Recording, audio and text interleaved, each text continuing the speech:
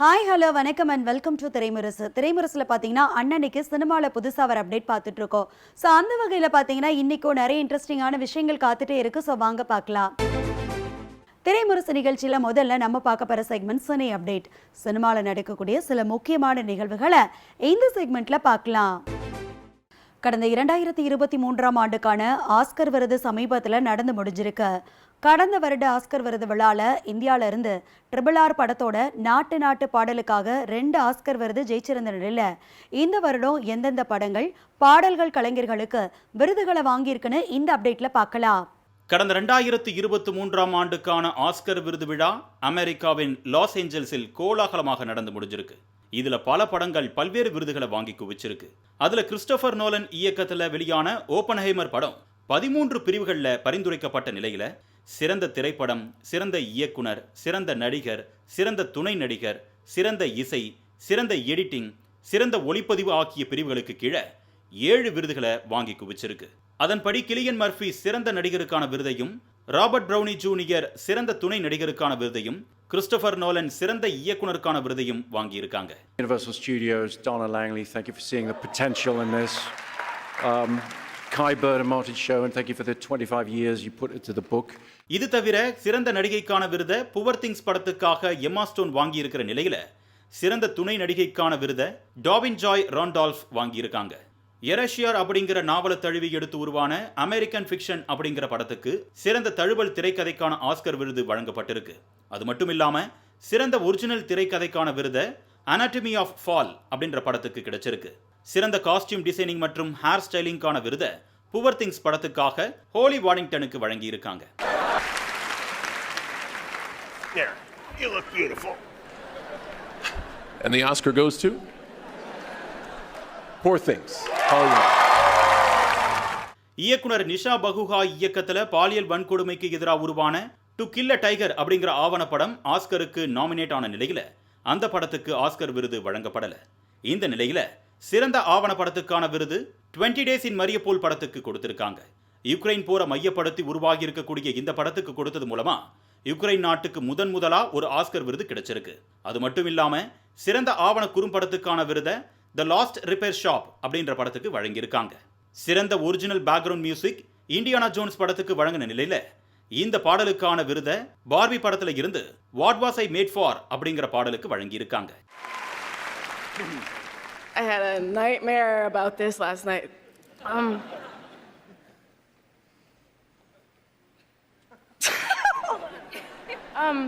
Thank you so much to the Academy. I feel like I just didn't think this would happen. I was not expecting this. I feel so incredibly lucky and honored. மேலும் சிறந்த animation படத்துக்கான விருது the boy and the heron, சிறந்த animation குறும்படத்துக்கான விருது war is over, சிறந்த live action குறும்படத்துக்கான விருது the wonderful story of Henry Sugar ஆகிய படங்களுக்கு வழங்கியிருக்காங்க. தங்லான், அமரன், வணங்கான் உள்ளிட்ட பல்வேறு பிரம்மாண்ட படங்களுக்கு இசையமைச்சிட்டு வர ஜிவி பிரகாஷ் நடிப்புலையும் கவனம் செலுத்திட்டு வராரு. இப்போ அவர் நடிச்சு உருவாகி இருக்கிற ரிபல் படத்துல இருந்து ஒரு அப்டேட் வெளியாகிருக்கு. அது என்ன அப்டேட் அப்படிங்கிறத பார்க்கலாம். இசையமைப்பாளராக இருந்து நடிகரான ஜிவி பிரகாஷ் தொடர்ந்து பல படங்கள்ல ஹீரோவா பண்ணிட்டு வராரு. சீனு ராமசாமி இயக்கத்துல இடி முழக்கம், இயக்குனர் விவேக் இயக்கத்துல 13 அப்படிங்கிற ஹாரர் த்ரில்லர் படம், இயக்குனர் ஆனந்த் ரவிச்சந்திரன் இயக்கத்துல டியர் ஆகிய பல படங்களை கைவசம் வச்சிருக்காரு ஜிவி பிரகாஷ். இதற்கிடையில அவர் நடிச்சு உருவாயிருக்கக்கூடிய படம் தான் ரிபல். அறிமுக இயக்குனர் நிகேஷ் இயக்கத்துல உருவாயிருக்கக்கூடிய இந்த படத்துல மமிதா பைஜு ஹீரோயினா நடிச்சிருக்காங்க. அது மட்டும் இல்லாம இந்த படத்துல வெங்கடேஷ் விபி, ஷாலு ரஹீம், கருணாஸ் ஆகிய பலரும் முக்கிய கதாபாத்திரங்களை நடிக்க ஜிவி பிரகாஷே இசையமைச்சிருக்காரு. இந்த படத்துடைய டீசர் மற்றும் பாடல் ஏற்கனவே வெளியாகி இருந்த நிலையில இப்போ படத்துடைய ட்ரெய்லர் வெளியாயிருக்கு. இந்த ட்ரெய்லரை நடிகர் தனுஷ் அவருடைய சோசியல் மீடியா பக்கத்துல வெளியிட்டிருக்காரு. சூப்பர் ஹிட் ஆக்ஷன் கூட்டணியான ஹரி விஷால் கூட்டணி 3வது முறையா ரத்னம் படத்துல இணைஞ்சிருக்காங்க. இந்த படம் அடுத்த மாசம் திரைக்கு வர இருக்க நிலையில அந்த படத்துல இருந்து வந்திருக்க அப்டேட் என்னன்னு இந்த அப்டேட்ல பார்ப்போம். தாமிரபரணி மற்றும் பூஜை ஆகிய 2 சூப்பர் ஹிட் படங்களை கொடுத்ததை தொடர்ந்து 3வது முறையா இணைஞ்சிருக்காங்க ஹரி விஷால் கூட்டணி. இயக்குனர் கார்த்திக் சுப்ராஜோட ஸ்டோன் பெஞ்ச் நிறுவனம் மற்றும் ஜி ஸ்டுடியோஸ் சவுத் ஆகிய இரு நிறுவனங்கள் இணைஞ்சு தயாரிக்கிற இந்த படத்துக்கு ரத்னம்னு டைட்டில் வச்சிருக்காங்க படக்குழு. விஷாலுக்கு ஜோடியா பிரியா பவானி சங்கர் நடிக்கிற இந்த படத்தில் சமுத்திரக்கனி, கௌதம் மேனன், யோகி பாபு ஆகியோரும் முக்கிய கேரக்டரில் நடிச்சிருக்காங்க. இந்த படம் அடுத்த மாதம் 26ஆம் தேதி வெளியாக இருக்கு. இந்த நிலையில் தேவி ஸ்ரீ பிரசாத் இசையில் பாடலாசிரியர் விவேகா வரிகளில் தேவி ஸ்ரீ பிரசாத்தே பாடி ஒரு பாடலை வெளியிட்டிருக்காங்க படக்குழு. கிட்டத்தட்ட 25 படங்களுக்கு மேல சினிமால நடிச்சிருக்கிற நடிகர் பரத் ஹீரோவா நடிச்சு வந்ததை தொடர்ந்து இப்போ வில்லனா களம் இறங்கியிருக்காராமா. அது எந்த படத்துல, யாரோட படத்துல அப்படிங்கறத இந்த அப்டேட்ல பார்க்கலாம். விருமன் படத்தோட வெற்றியை தொடர்ந்து இயக்குனர் முத்தையா இயக்கத்தில் கடைசியா வெளியான படம் காதர் பாட்ஷா என்கிற முத்துராமலிங்கம். ஆர்யா, சித்தி ஈத்தானி ஆகிய பலர் நடித்த இந்த படத்தோட படு தோல்வியை தொடர்ந்து அடுத்ததா தன்னோட மகன் விஜய் முத்தையாவை ஹீரோவா வச்சு எடுக்க ஆரம்பிச்சிருக்காரு முத்தையா. இந்த படத்தில் ஹீரோயின்களா பிரிகிடா சாகா மற்றும் தர்ஷினி நடிக்கிறாங்க. Gen Martin இசையமைக்கிறாரு. முத்தையாவோட முந்தைய படங்களை போல இந்த படமும் மதுரை சுற்றுவட்டார பகுதிகளை மையப்படுத்தி தான் அமைஞ்சிருக்கு. இந்த நிலையில் இந்த படத்தில் நடிகர் பரத் வில்லனா நடிக்க இருப்பதா தகவல் வெளியாகி இருக்கு. கடந்த சில வருடங்களா நடிகர் பரத் ஹீரோவா நடித்த எந்த படங்களும் சரியா போகாத நிலையில் வில்லனா நடிக்க முடிவெடுத்திருப்பதா சொல்லப்படுது. கோட் படத்தோட படப்பிடிப்பு சென்னை, தாய்லாந்து, புதுச்சேரி ஆகிய இடங்கள்ல நடந்ததை தொடர்ந்து இப்போ வெளிநாட்டுல விறுவிறுப்பா நடந்துட்டு வருது. இந்த படத்துக்காக 20 வருஷம் கழிச்சு இணைஞ்சிருக்காங்க விஜய் யுவன் கூட்டணி. இந்த நிலையில இந்த படத்துல இருந்து வந்திருக்கிற ஒரு மியூசிக்கல் அப்டேட்டை பார்க்கலாம் வாங்க. தளபதி விஜய் இப்போ வெங்கட் பிரபு இயக்கத்தில் கோட் படத்தில் நடிச்சிட்டு வராரு. பிரசாந்த், பிரபுதேவா, லைலா, ஸ்னேகா உள்ளிட்ட பலர் நடிச்சிட்டு வர இந்த படத்தோட படப்பிடிப்பு விறுவிறுப்பாக நடந்துட்டு வருது. இந்த படத்தோட ஷூட்டிங்கில் இருந்த சமயத்திலேயே நடிகர் விஜய் தன்னோட அரசியல் வருகையை அறிவிச்சிருந்தார். இதை தொடர்ந்து புதுச்சேரியில் நடந்துட்டு வந்த ஷூட்டிங் ஸ்பாட்டில் விஜய் ரசிகர்கள் கூடியிருந்த வீடியோ சோஷியல் மீடியாவில் வைரல் ஆச்சு. சமீபத்தில் நடிகர் விஜய் தன்னோட கட்சிக்குன்னு ஒரு ஸ்பெஷல் ஆப் ஒன்று அறிமுகம் செஞ்சிருந்தார். இந்த ஆப் மூலமாக பலரும் தங்களை விஜய் கட்சியில் உறுப்பினராக இணைச்சிக்கலாம்னு சொல்லப்பட்டு வந்த நிலையில் அளவுக்கு அதிகமான ஆட்கள் உறுப்பினராக இணைஞ்சதால் அந்த ஆப் கிராஷ் ஆகிட்டதா தகவல் வந்துச்சு. அது மட்டும் இல்லாமல் இப்போ வரைக்கும் 50 லட்சத்துக்கும் மேற்பட்ட ஆட்கள் கட்சியில் இணைஞ்சிருப்பதா சொல்லப்படுது. இது ஒரு பக்கம் இருக்க, கோட் படத்தில் இருந்து ஒரு புது அப்டேட் வெளியாகி இருக்கு. அதன்படி இந்த படத்தில் நடிகர் விஜய் ஒரு பாடலை பாட இருப்பதா சொல்லப்படுது. ஏற்கனவே பாடலாசிரியர் மதன் கார்கி கோட் படத்தில் இணைஞ்சிருப்பதா சொல்லியிருந்தார். இதே போல் மதன் கார்கி எழுதின கூகுள், செல்ஃபி புல்லா ஆகிய பாடல்களை விஜய் பாடியிருந்த நிலையில் இந்த படத்துலையும் மதன் கார்கி வரிகளில் விஜய் பாட வாய்ப்பு இருப்பதா தகவல் வெளியாகி இருக்கு. இந்த நிலையில் சமீபத்தில் பெங்களூரில் நடந்த ஒரு ஈஸியா நிகழ்ச்சியில் கலந்துகிட்ட யுவன் சங்கர் ராஜா கோட் படத்தில் விஜய் ஒரு பாடல் பாடியிருப்பதா சொல்லியிருக்காரு. புதிய கீதை படத்துக்கு அப்புறமா 20 வருடங்கள் கழிச்சு இணைஞ்சிருக்காங்க விஜய் மற்றும் யுவன் சங்கர் ராஜா. இதனால இந்த கூட்டணிக்கு ஏற்கனவே எதிர்பார்ப்பு அதிகமாக இருந்துச்சு.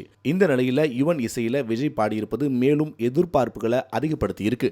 திரைமரசு நிகழ்ச்சியில் அடுத்ததா நம்ம பார்க்க போற செக்மெண்ட் சனி எக்ஸ்பிரஸ். கடந்த ஆண்டு சங்கராந்தி பண்டிகையை முன்னிட்டு சிரஞ்சீவியின் வால்டர் வீரையா படமும் பாலகிருஷ்ணாவின் வீரசிம்ஹா ரெட்டி படமும் ஒரே நாளில் வெளியாகின. அப்போது தமிழில் வாரிசு, துணிவு படங்கள் வெளியாகியிருந்தன. இந்த படத்தை தொடர்ந்து பாலகிருஷ்ணா நடிப்பில் பகவந்த் கேசரி வெளியான போது விஜயின் லியோ வெளியிடப்பட்டது. இந்நிலையில் தற்போது வால்டர் வீரையா பட இயக்குனர் பாபி கொல்லி இயக்கும் புதிய படத்தில் பாலகிருஷ்ணா நடிக்கிறார். அவரது 109வது படமாக உருவாகும் இப்படத்துக்கு இன்னும் தலைப்பிடப்படவில்லை. கடந்த 2022ஆம் ஆண்டு அசோக் தேஜா இயக்கத்தில் வெளியான தெலுங்கு படம் ஓடெல்லா ரயில்வே ஸ்டேஷன். தற்போது இந்த படத்தின் 2ஆம் பாகம் உருவாக உள்ளது. முதல் பாகத்தை இயக்கிய அசோக் தேஜா இந்த படத்தையும் இயக்குகிறார். ஹெபா படேல், நாக மகேஷ், வம்சி ஆகியோர் நடிக்கின்றனர். காந்தார புகழ் அஜினேஷ் லோக்நாத் படத்துக்கு இசையமைக்கிறார். இந்த படத்தில் முதன்மை கதாபாத்திரத்தில் தமன்னா நடிக்கிறார். இந்த நிலையில் இந்த படத்தின் முதல் தோற்றத்தை தனது இன்ஸ்டாகிராம் பக்கத்தில் வெளியிட்டுள்ள நடிகை தமன்னா, முதல் தோற்றத்தை பொறுத்தவரை காவி உடை, கையில் உடுக்கையுடன் பக்தி நிரம்பிய முகத்துடன் ஆன்மீக பயணத்தை தமன்னா மேற்கொள்வது போல போஸ்டர் வடிவமைக்கப்பட்டுள்ளது. அவர் இருக்கும் பகுதி காசியாக இருக்கலாம் என தெரிகிறது. மேலும் தமன்னா தீவிர சிவன் பக்தராக நடித்திருப்பதும் படம் ஆன்மீக பயணத்தை அடிப்படையாக கொண்டதையும் போஸ்டர் உறுதி செய்துள்ளது. ஜவான் திரைப்படம் 1100 கோடிக்கு மேல் வசூலை அள்ளி மாஸ் வெற்றியை ருசித்துள்ளதால் அட்லியை அலேக்காக தூக்கி செல்ல பாலிவுட் நடிகர்கள் கியூவில் காத்திருக்கிறார்கள். ஆனால் அட்லி அதற்கு முன்பே தெலுங்கு நடிகர் அல்லு அர்ஜுனின் படத்தை இயக்க கமிட் ஆனதால் பாலிவுட் ஹீரோஸை வெயிட்டிங் லிஸ்டில் வைத்துள்ளார். அதன்படி அட்லி அடுத்ததாக அல்லு அர்ஜுன் படத்தை இயக்க உள்ளார். அப்படத்தின் ஸ்கிரிப்ட் தயார் செய்யும் பணிகள் தற்போது விறுவிறுப்பாக நடைபெற்று வருகிறது. இந்த நிலையில் அல்லு அர்ஜுன் படத்திற்காக அட்லி கேட்டுள்ள சம்பளம் தான் தற்போது ஹாட் டாப்பிக்காக பேசப்பட்டு வருகிறது. ஜவான் படத்திற்காக 30 கோடி சம்பளமாக வாங்கிய அட்லி அப்படத்தின் வெற்றியால் தன்னுடைய சம்பளத்தை டபுள் மடங்காக உயர்த்தி அல்லு அர்ஜுன் படத்தை இயக்க 60 கோடி ரூபாய் கேட்டிருப்பதாக சொல்லப்படுகிறது. இதற்கான டீலிங்கும் பேசி முடிக்கப்பட்டதாக கூறப்படுகிறது. இதன் மூலம் அதிக சம்பளம் வாங்கும் இயக்குனர் லிஸ்டில் ஷங்கரை பின்னுக்கு தள்ளி உள்ளார் அட்லி. கேரளாவில் மலையாளத்தில் திரைக்கு வந்து மிகப்பெரிய வெற்றி பெற்று வசூலில் 100 கோடி ரூபாயை தாண்டி சாதனை படைத்திருக்கும் படம் பிரேமலு. கிரிஷ் ஏடி இயக்க விஷ்ணு விஜய் இசையமைத்திருக்கிறார். மமிதா பைஜு, நஸ்லன் கே கபூர் நடித்த இப்படத்திற்கான ஓடிடி உரிமையை டிஸ்னி பிளஸ் ஹாட்ஸ்டார் வாங்கியிருக்கிறது. தற்போது தெலுங்கில் டப்பிங் செய்து வெளியிடப்பட்டுள்ள பிரேமலு படத்தை தமிழிலும் டப்பிங் செய்து வெளியிட படக்குழுவினர் தீர்மானித்தனர். வரும் 15ஆம் தேதி இப்படம் தமிழில் திரைக்கு வருகிறது. 5 கோடி ரூபாய் பட்ஜெட்டில் உருவான இப்படம் கடந்த பிப்ரவரி 9ஆம் தேதி கேரளாவில் வெளியானது. மலையாளத்தில் திரைக்கு வந்த தண்ணீர் மத்தான் தினங்கள், சூப்பர் சரண்யா ஆகிய படங்களின் மூலம் ரசிகர்களின் கவனத்தை ஈர்த்திருந்த கிரிஷ் ஏடி பிரேமலு படத்தை இயக்கியுள்ளார். சிறப்பு வேடங்களில் மேத்யூ தாமஸ், ஷியாம் புஷ்கரன் நடித்திருக்கின்றனர். ஃபகத் ஃபாசில், ஷியாம் புஷ்கரன், திலேஷ் போத்தன் தயாரித்த இப்படத்தில் காதலுக்கு முக்கியத்துவம் தரப்பட்டுள்ளது. மாஸ்டர் மகேந்திரன் முன்னணி கதாபாத்திரத்தில் நடிச்சு உருவாகியிருக்க அமிகோ கேரேஜ் படத்தோட பிரஸ் மீட் சமீபத்தில் நடந்திருக்கு. அதில் கலந்துக்கிட்ட படக்குழு படத்தை பற்றி என்னெல்லாம் ஷேர் பண்ணியிருக்காங்க அப்படிங்கிறத இந்த செக்மெண்ட்ல பார்க்கலாம். மகி தான் வந்து ஃபர்ஸ்ட் ஒரு நாள் கால் பண்ணி, ஆனால் ஒரு படம் இருக்குது, ஃபர்ஸ்ட் டைம் டைரக்டர், கதை சூப்பராக இருக்குது, நீங்கள் தான் பண்ணோம் அப்படின்னு சொன்னப்போ என் தம்பிக்கு நான் பண்ணாமல் யார் பண்ணுறதுன்ட்டு உள்ளே இறங்கினேன். ஸோ ஒரு தம்பியால் இந்த படம் கிடைச்சிது. இந்த படத்தினால பிரசாந்த்னு ஒரு தம்பி எனக்கு கிடைச்சான். ஸோ அண்ட் முரளி சார் வந்து ஹி வாஸ் ஸோ கைண்ட். படம் ஒர்க் பண்ணுறதை தாண்டி வந்து நாங்கள் வெளியில் போயிட்டு சாப்பிட்டது தான் அதிகம். ஆல் ரெஸ்டாரண்ட்ஸ் இன் சென்னை. ஸோ ஃபன்னாக இருந்துச்சு இந்த படம் ஒர்க் பண்ணுறது. பேசிக்கலி பிரசாந்த் வந்து அவரே வந்து ஒரு மியூசிஷியன். அதனால் வந்து எனக்கு வந்து இதில் இந்த பாட்டிலலாம் ஒர்க் பண்ணுறது வந்து ரொம்ப மியூசிக்கலி ரொம்ப ஈஸியாக இருந்துச்சு. இந்த அமிகோ கேரேஜ் வந்து பார்த்திங்கன்னா நாங்கள் ஒரு ஜாலியாக ஒர்க் பண்ண ஒரு ப்ராஜெக்ட். ஸோ எப்படின்னு பார்த்தீங்கன்னா பிரசாந்த் சார் வந்து ஃபஸ்ட் எங்களோட ஆஃபீஸ்க்கு பிரசாந்தும் விஜயகுமாரும் எங்கள் நண்பர் தான் டிஓபி. ஸோ அவங்க ஆஃபீஸ்க்கு வந்து முதல்ல மீட் பண்ணி பேசிகிட்டு இருக்கும்போது ஜாலியாக உட்காந்துட்டு பேசிகிட்டு இருந்தோம். இந்த மாதிரி ஒரு படம் பண்ண போகிறோம், சரி பண்ணலாம் அப்படின்னு சொல்லிட்டு மியூசிக் டைரக்டர் யாருங்கும்போது பாலமுரளி பாலு அப்படின்னு சொல்லும்போது நானும் அவரும் நிறைய ஒர்க் பண்ணியிருக்கோம். ஸோ நாங்கள் வெயிட் பண்ணிட்டு இருந்தது இந்த மாதிரி ஒரு படம், ஒரு கதைக்களமாக இது வரைக்கும் நிறைய ஒரு 4-5 படம் ஒர்க் பண்ணால் எல்லாருமே நல்லா செம்ம காமெடி ஃபன்னாக அப்படி ஜாலியாக இருக்கும். ஸோ ஃபஸ்ட் டைம் வந்து இது மாதிரி ஒரு எமோஷ்னலாக ஒரு ஆக்ஷன் எல்லாமே கலந்த ஒரு என்டர்டெயின்மெண்ட்டான ஒரு படம். அதில் ஒரு ஜாலியான சாங் இருக்கணும், அதில் ஒரு நல்ல ஒரு ஃபீலிங்கான ஒரு சாங் இருக்கணும், அப்படியே ஒரு பேக்கேஜ் அமைஞ்சது. நான் உடனே ஃபோன் பண்ணி சொன்னேன், நம்ம ரொம்ப நாள் வெயிட் பண்ணிட்டு இருந்த ஒரு படம் ஒன்று கிடச்சிருக்கு, நம்ம இந்த கண்டிப்பாக இது ஸ்கோர் பண்ணணும்னு சொல்லிட்டு. அருமையான ஒரு படம். ட்ரெய்லர் பார்த்தோம். Amigo garage. அவங்க சொன்ன அமிகோனா என்னன்னு சொன்னாங்க, நண்பர்கள் அப்படின்னு. ரொம்ப அருமையான நண்பர்கள். அந்த நண்பர்களோட வந்து சேர்ந்து ஒர்க் பண்ணல வந்து மிகப்பெரிய ஒரு பெருமை. பாடல்கள்லாம் வந்து ரொம்ப அருமையாக வந்தது. என்றைக்குமே பார்த்திங்கன்னா ஒரு படத்தோட பாடல்கள் அருமையாக வந்திருக்கு அப்படின்னா ஒன்று அந்த இயக்குனர் வந்து பாடலை ரசிக்கக்கூடியவங்களாக இருக்கணும், இல்லைன்னா வந்து அவருக்கு இசை ஞானம் இருக்கணும். இப்போ தான் தெரிஞ்சது அவர் இசைக்கலைஞன் என்பது. நானும் ஒரு இசைக்கலைஞன், வயலின் வாசிப்பேன். அதனால் ரொம்ப அருமையாக இருந்தது. அமிகோ கேரேஜ் இந்த படம் வந்து ரொம்ப நாளாக நாங்கள் வெயிட் பண்ணிட்டு இருந்த படம். எல்லாரும் சொன்ன மாதிரி இந்த டீம் எனக்கு ரொம்ப புதுசான ஒரு டீம். மகிவை தான் எனக்கு தெரியும், 10 வருஷமாக ஃப்ரெண்ட்ஸு. நாங்கள் விழாக்கு அப்புறம் இப்போ தான் வந்து சேர்ந்து நடிக்கிறோம்.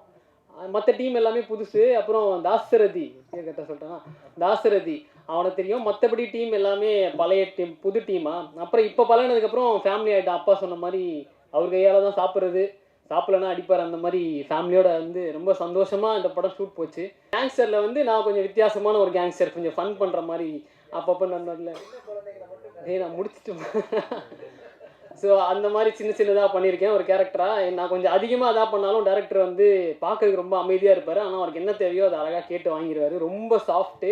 அவர் கேட்கும்போதே வந்து நம்மளுக்கு ஓகேன்னு தோணும். ரொம்ப சந்தோஷம் இந்த டீமில் வந்து நடித்து வந்ததுக்கு. Thank you so much. எல்லாரும் படம் பார்த்துட்டு சப்போர்ட் பண்ணுங்கள். எல்லாருக்கும் வணக்கம். நம்ம டீமுக்கு எல்லாம் ரொம்ப சந்தோஷம் ஆகிட்டு. என்னென்னா 2 இயர்ஸாக வெயிட் பண்ணிகிட்டே இருக்குது. Finally amigo garage is getting released. நான் வீரனுக்கு எல்லாம் முன்னே பண்ணியிருக்கிற படம் தான். ஸோ இப்போ தான் ரிலீஸ் ஆக போகுது. ரொம்ப சந்தோஷம் அதுக்கு. எனக்கு ஃபஸ்ட்டு மூவியில் ஜாயின் பண்ணும்போது தமிழ் அவ்வளோ தெரியாது. இப்போது ஓரளவுக்கு மேலே நல்லா பேச ஆரம்பிச்சிட்டேன்னு நினைக்கிறேன்.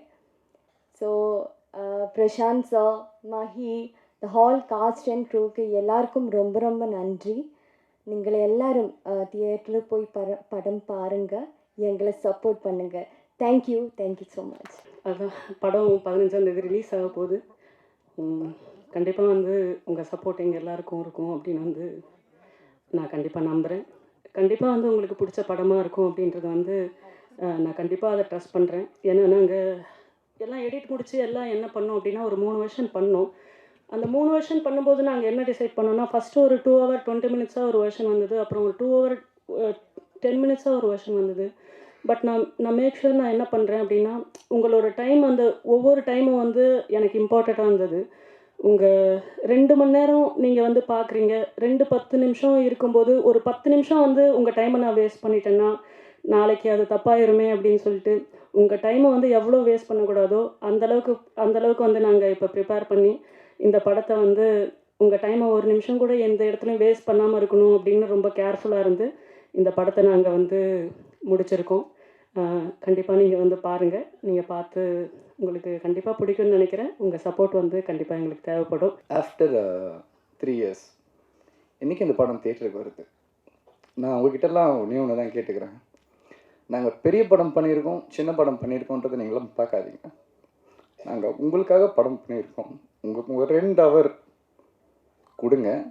நாங்கள் நல்லது செஞ்சுருக்கோமோ கெட்டது செஞ்சுருக்கோமோ கரெக்டாக பண்ணியிருக்கோமோ தப்பாக பண்ணியிருக்கோம். எல்லோரும் தியேட்டருக்கு வாங்க. சின்ன படம், முடிஞ்ச அளவுக்கு எழுதுங்க, ஹெல்ப் பண்ணுங்கள். இந்த ஸ்டேஜில் இருக்கிறவங்க எல்லாருமே எனக்கு ரொம்ப பிடிக்கும். யாருமே காசு எதிர்பார்த்து காசு கொடு நான் வரேன்னு சொல்லி யாருமே வரல. அதனால தான் இந்த படம் இன்னைக்கு ஸ்டேஜ் வரைக்கும் வந்து March 15th தியேட்டருக்கு வருது. என்ன வியூவர்ஸ், இன்னைக்கு பார்த்த நியூஸ் எல்லாமே உங்களுக்கு பிடிச்சிருக்குன்னு நினைக்கிறேன். இதே மாதிரி வேற ஒரு நியூஸ் கூட நாளைக்கு வந்து உங்களை மீட் பண்ணுறேன். அதுவரை உங்களிடமிருந்து விடைபெறுவது நான் உங்கள் அரசி சுதாகரன்.